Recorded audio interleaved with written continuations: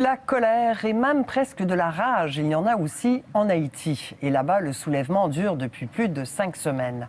Le régime du président Jovenel Moïse est contesté de toutes parts. Artistes, syndicats, groupes religieux, un mouvement qui paralyse le pays. La plupart des écoles sont fermées depuis plus d'1 mois. Et Luc, vous rentrez tout juste d'Haïti. Et en fait, ce mouvement-là, c'est pas juste dans la capitale, Port-au-Prince, c'est partout dans le pays. Oui, en créole, il y a une expression qui dit « pays lock », ça veut dire le pays bloqué. Bien, c'est partout, en effet. Dans la capitale, oui, presque chaque 2 jours, on ne peut pas circuler en ville. Il y a des barricades partout, des manifestations, il y a des scènes de pillage. Les commerces sont fermés, mais c'est aussi vrai dans les villes de province. Les routes sont bloquées aussi. On ne circule plus entre les villes du pays. Donc, l'essence ne se rend pas. Les fournitures médicales, la nourriture, tout ça a du mal à circuler. Donc, le pays, l'autorité du pouvoir se désintègre et ça ouvre la place, ce vacuum du pouvoir, à la présence de groupes de gangs armés, mi-mafieux, mi-politiques, qui étendent leur pouvoir aussi en région.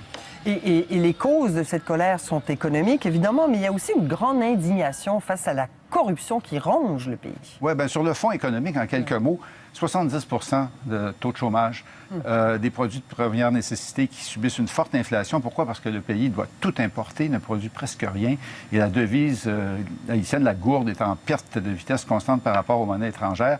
Donc, le PIB d'Haïti, vous savez, est inférieur aujourd'hui à ce qu'il était avant le séisme en 2010, donc il y a 10 ans. Donc, sur ce fond-là, il y a une indignation qui naît d'un scandale politique, d'un scandale de corruption, ce qu'on appelle le scandale Petro-Caribé. Pourquoi? Eh bien, parce que le gouvernement, l'État haïtien bénéficiait d'un tarif préférentiel sur le pétrole du Venezuela. À partir de là, devait constituer un fonds pour aider au développement du pays. Ça a été dilapidé de toutes les façons. Pots de vin, commissions, contrats qui n'ont jamais été réalisés, qui ont été payés, projets commencés, jamais terminés, voyages de luxe. Une grande partie de la classe politique est impliquée là-dedans, y compris le président Jovenel Moïse. Et donc ça, c'est le carburant de l'opposition en ce moment, l'indignation face à la corruption.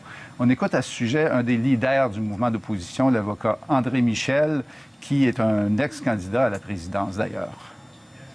S'il y a une bataille que nous devons mener et gagner, c'est la bataille contre la corruption.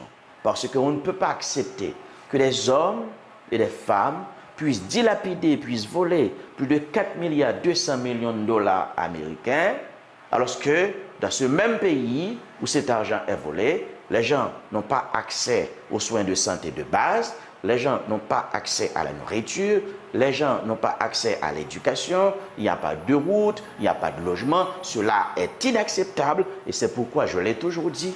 La dilapidation des fonds Petro-Caribé représente un crime contre la collectivité nationale. Et Luc, même l'aide étrangère est critiquée. En fait, elle est assimilée à l'ingérence de l'étranger et le Canada n'y échappe pas à cette critique. Non, mais un aspect positif, hein?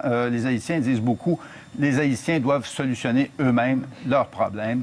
L'aspect négatif, c'est bien dehors tout le monde, dehors les Nations unies, dehors les étrangers, en particulier ces pays qui ont beaucoup contribué à l'aide en Haïti, les États-Unis, le Canada, la France, qui sont assimilés à des pays d'ingérence qui viennent soutenir le président Moïse actuellement.